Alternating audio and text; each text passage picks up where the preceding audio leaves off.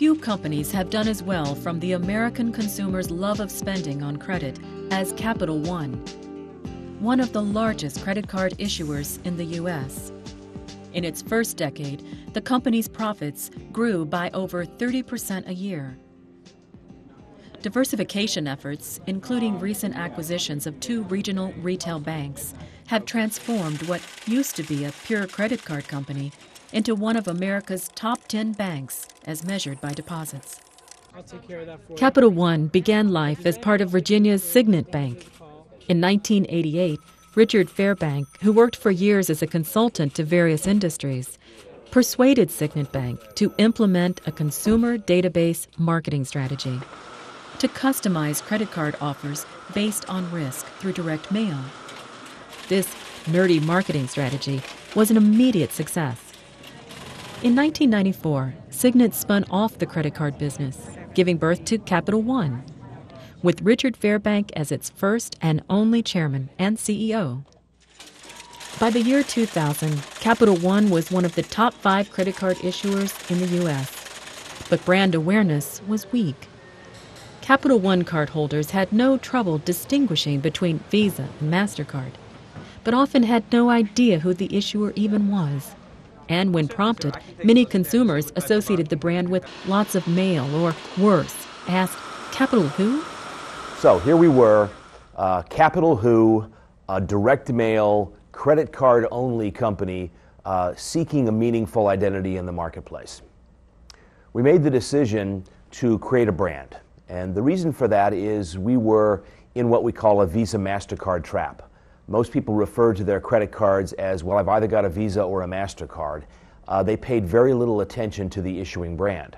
And so, by default, Visa or MasterCard was Capital One's brand. The problem with that was that we had dreams and visions well beyond credit cards. We wanted to be a diversified financial services company, and the Visa or MasterCard brands would soon be outgrown by Capital One. And we decided long ago that the place we wanted to occupy was that of being a champion for the consumer. We're looking out for their best interest. We then made the decision to invest in an advertising voice in the marketplace, as well as to become a far more integrated marketer across all of the marketing channels, basically exploding beyond direct mail, and broadcast advertising was our first stop. So the first thing we did actually was make sure we understood and actually had captured all the needs and frustrations that people have with their credit cards in the United States. We did a lot of qualitative research, a lot of concept development research, and actually some quantitative research to identify at first nearly 100 different potential needs, frustrations, brand equities for Capital One, to narrow those down to about half that number, and actually used correlation analysis to develop the derived importance of these attributes to get to a set of attributes that were not only important to consumers, but also really fit what our aspiration was in terms of our brand vision for what we wanted our brand to be. We knew that if we wanted to engage with consumers, we needed to engage with humor, okay, and also impact. And the easiest thing we could have done was go out and produce an incredibly cheap commercial, if you will, that didn't engage with the consumer, but basically told everybody our products do A, B, and C. The consumer doesn't want to know that. The first thing you have to do with the consumer is actually reach out to them, engage with them, and humor is absolutely the best way to do that. The focal point of the campaign represented the competition as a horde of marauding barbarians who served as a metaphor for bad bankers getting ugly with consumers who don't use their company's financial services and find themselves out of work when people have switched over. The simple tagline of the campaign was, "What's in your wallet?" Sure, we had a good time pillaging. But with so many people switching to Capital One, we've had to find new jobs. Maybe a 7.5.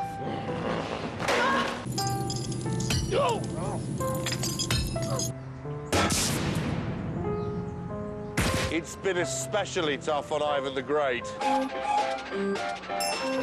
For low rates and great rewards, switch to Capital One. What's in your wallet? What are you looking at? The backbone of the mass customization effort was the direct mail component, and everything else from the TV spots and print ads to promotions and the corporate website supported direct mail. Even the envelopes used in the direct mail campaign were printed to harmonize with the overall theme of the campaign. No detail escaped the scrutiny of Capital One's marketing team. Advertising provides a great air cover for those hardworking ground troops, i.e. all the mail that we put into the households of America. Those are where we really tell people about our products in great detail. It's the mechanism they use to actually buy our products through application. They can choose to actually apply back through the mail itself, or they can go online and apply. What we've done is we've taken the brand personality and run it through all the different touch points that Capital One has. So the maverick personality that we've established in advertising, the advocacy for the consumer, it plays out in the way that we position our mail, in the calls that come into operators who service our customers, in the web experience, in our banners that we use, the search engines that we use. Basically any touch point now has the brand personality coursing through it, which is set in tone by what we do in television.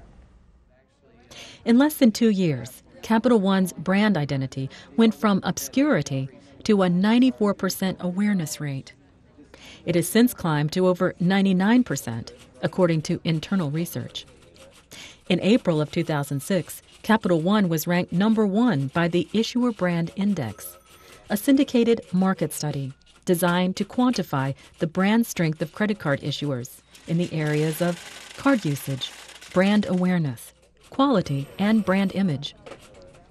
As the campaign has evolved, Capital One stayed on mission, focusing on the effectiveness of the ads and eating up market share.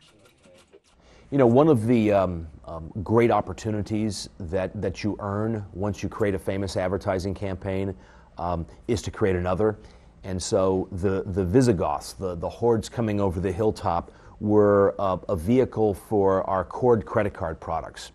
When we launched a phenomenal no-hassle rewards product where you could virtually fly anytime on any airline in any seat, and these ridiculous blackout dates, we just didn't believe in them, but we felt we had great news for the marketplace. We didn't want to fold it into an existing piece of advertising. We felt we needed literally a second campaign. And so we had a strategy that said, let's have 2 streaming campaigns at the same time, one for core credit card rates and another for our no-hassle rewards product. In the case of the David Spade campaign, it was no, no, no, no, no, and it kept going on. Consumers really resonated to that, because that is an absolute consumer frustration. I want to use my miles, but I can't. With Capital One, you can. We turn no into no hassles. Capital One's brand equity has been an important asset in its diversification strategy. Capital One has been entering other financial fields, buying car loan, healthcare finance, and other consumer finance companies. In 2004, it snapped up eSmartLoan, a home equity loan outfit. More recently, it acquired Hibernia National Bank, the largest bank in Louisiana. Capital One has become a much more diversified company, so our target market is much, much broader, and in fact now all of our marketing research in essence targets people who use financial services because those are the prospective customers of Capital One. The combined company will earn about 50% of its profits from businesses other than credit cards. One business of special interest to Capital One is small and mid-size business card and loan products. Small businesses, companies with annual revenues of less than $1 million, are an undeveloped opportunity. You know, we started off with the Visigoths early on as introducing the Capital One brand. It was very successful, and even after 3 years, we were getting playback, even after we'd taken off the air. So we thought, you know, as we diversify our portfolio, maybe it's time to bring this asset back, okay? So we brought the Visigoths back, and basically, it wasn't that they were empowered anymore. It was that they were disempowered because everybody's doing business with Capital One. As a result, they had to find new jobs. Pillaging was great this time of year, but with so many people switching to Capital One, we've taken jobs as camp counselors.